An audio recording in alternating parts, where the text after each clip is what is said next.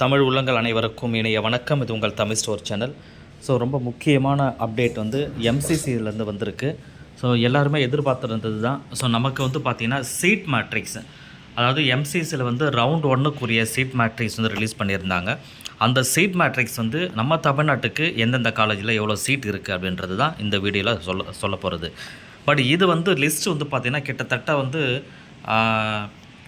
கிட்டத்தட்ட ஒரு 208 பேஜுக்கு மேலே இருக்குது ஓவராலாக. இந்த 208 பேஜுமே நம்மளால் இப்போ சொல்ல முடியாது. காரணம் என்னென்னா, இது வந்து இந்தியா முழுக்க இருக்கிற அனைத்து காலேஜுமே இருக்கும். இந்தியா முழுக்க அப்படின்னு சொன்னால் அனைத்து காலேஜுன்னு இந்த இடத்துல சொல்கிறது வந்து அதாவது ஆல் இண்டியா கோட்டாக்குள்ளே எதெல்லாம் கவரேஜ் வருதோ அந்த காலேஜ் மட்டும்தான் லிஸ்ட் அவுட் கொடுத்துருப்பாங்க. எந்தெந்த காலேஜில் எவ்வளோ சீட்டு, எந்த கேட்டகரிக்கு எவ்வளோ சீட் அப்படின்றது. இப்போது இந்தியாவில் இருக்கிற கவர்மெண்ட் மெடிக்கல் காலேஜுக்கு 15% வந்து ஆல் இண்டியா கோட்டாவில் வந்து சீட் வந்து ஃபில் பண்ணுவாங்க.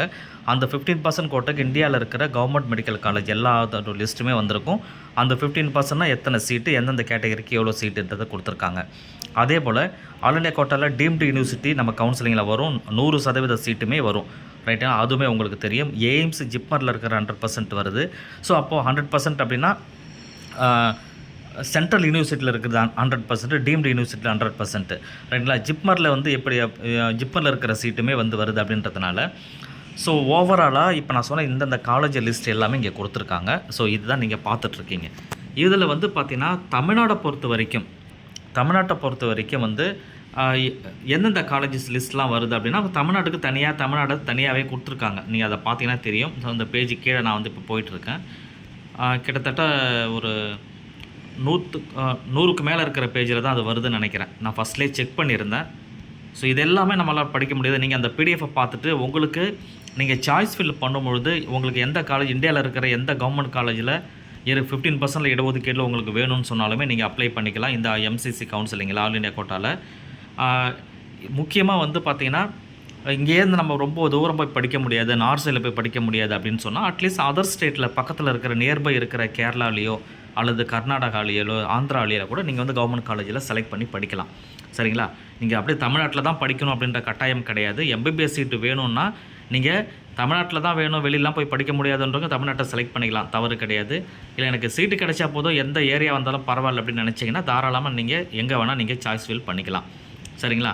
அதில் ஃபஸ்ட்டு நீங்கள் சாய்ஸ் ஃபில் பண்ணும்போது தமிழ்நாடை மட்டும் ஃபஸ்ட்டு செலக்ட் பண்ணிடுங்க. அதுக்கப்புறமா அது இல்லாத பட்சத்தில் எனக்கு இதை கேரளாவில் கிடைச்சா போதும், ஆந்திராவில் கிடைச்சா போதும் அப்படின்னு நினச்சிங்கன்னா அதை நீங்கள் தனியாக ஃபில் பண்ணிக்கலாம். சரிங்களா?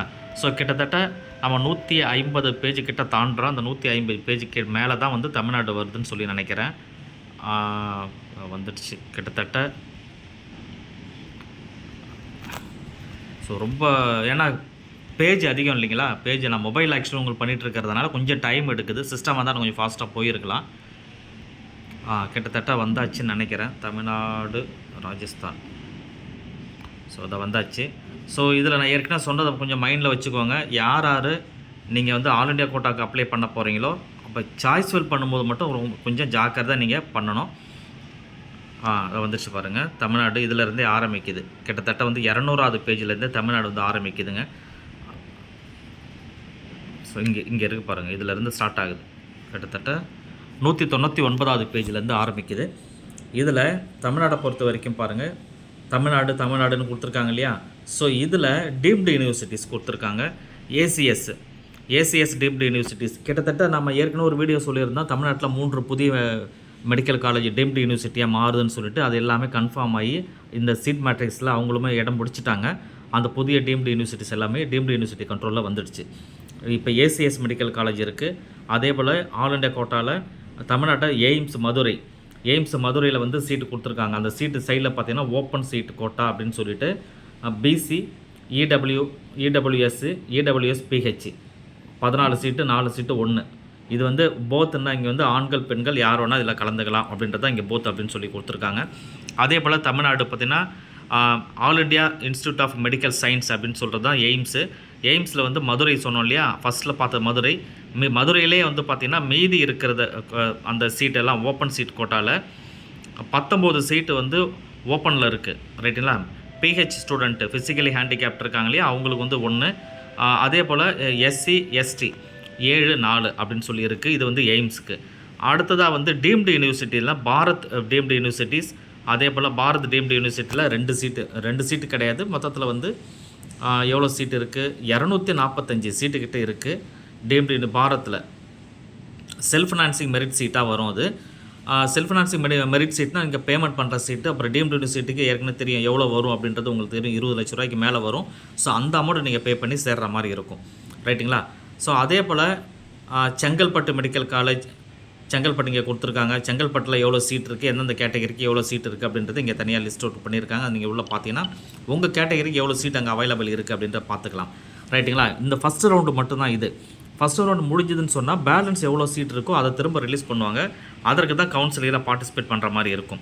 ஸோ இங்கே பாருங்கள், கோயம்புத்தூர் மெடிக்கல் காலேஜ் கொடுத்துருக்காங்க. தனலட்சுமி சீனிவாசன் டீம்டு யூனிவர்சிட்டியாக மாறிச்சு, அதையுமே கொடுத்துருக்காங்க. இஎஸ்ஐசி அதுவுமே கொடுத்துருக்காங்க, கேகே நகரில் இருக்கிறது.